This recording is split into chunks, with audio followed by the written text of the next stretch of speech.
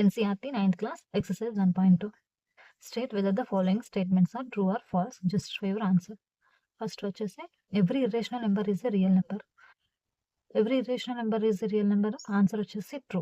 అసలు first irrational number అంటే ఏంటి, నెక్స్ట్ రియల్ నెంబర్ అంటే ఏంటో చూద్దాము. ఎక్స్ప్లెనేషన్ కూడా అడిగారు కాబట్టి. ఇర్రేషనల్ నెంబర్ అంటే numbers that can not be expressed as a fraction.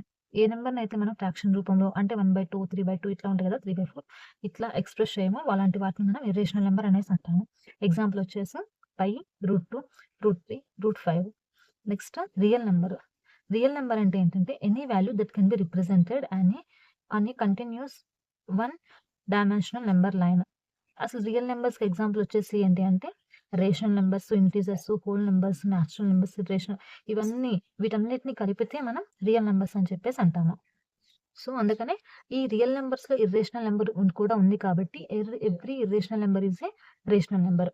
సెకండ్ది, every point on the number line is of the form √m where m is a national number. దీనికి answer వచ్చేసి ఫాల్స్.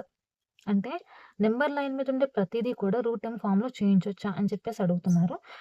దీనికి falls answer ఎందుకంటే చూద్దాము. ఈ number line contents, అసలు number లైన్లో ఏముంటాయి, నెగిటివ్ వాల్యూస్ ఉంటాయి, జీరోస్ ఉంటాయి, పాజిటివ్ వాల్యూస్ ఉంటాయి అనమాట. మరి ఫాల్స్ ఎందుకు అంటే negative numbers, the square root of any natural number result is in a positive value. Negative numbers on the number line cannot be possibly be expressed as √m. అంటే number line మీద negative numbers, zeros, positive numbers అని ఉంటాయి అనేసి అనుకున్నాం. కానీ negative numbers మనం √m ఫామ్లో express చేయలేమన్నమాట. ఇదొకటి పాయింట్ ఫాల్స్ అవ్వడానికి. సెకండ్ పాయింట్ వచ్చేసి decimals and fractions. Many points అనే number line example 1.5 or 2.3 fall between the square roots of perfect squares. They cannot be represented on the form √m. అంటే ఒక నెంబర్కి ఇంకొక నెంబర్కి మధ్యలో ఇన్ఫైనైట్ నెంబర్స్ ఉంటాయి.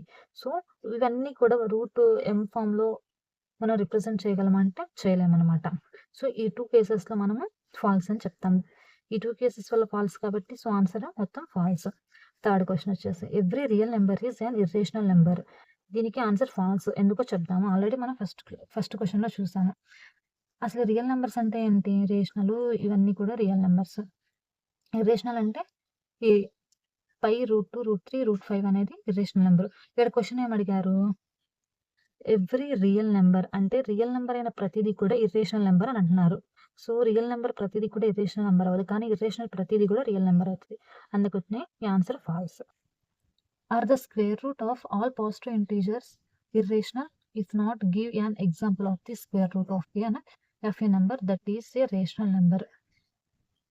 ఓకే, పాజిటివ్ ఇంటీజర్ అయిన ప్రతిదీ కూడా ఇర్రేషనలా అనేసి అడుగుతున్నారు. అసలు ఫస్ట్ పర్ఫెక్ట్ స్క్వేర్స్ ఏంటో చూద్దాము. 1, 4, √9, 16, 25 ఇవన్నీ కూడా పర్ఫెక్ట్ స్క్వేర్స్. నెక్స్ట్ కొన్ని ఇర్రేషనల్ నెంబర్స్ ఉన్నాయి.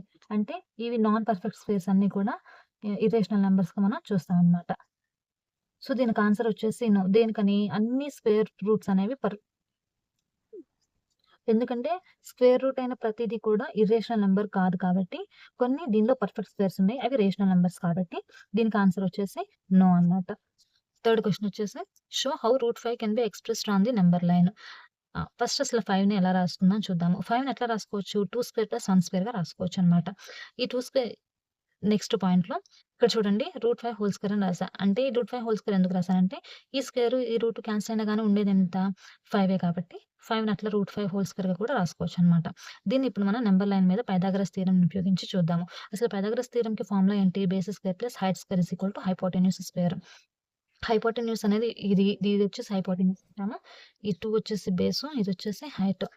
So base AB² plus BC² is equal to AC square. AB² అంటే ఎంత, 2² ప్లస్ BC² అంటే 1² is equal to AC². So దీన్ని సాల్వ్ చేస్తే 5 వస్తుంది. సో ఈ స్క్వేర్ని ఇటువైపుకి తీసుకొస్తే AC ఈజ్ ఈక్వల్ టు √5 అవుతుంది.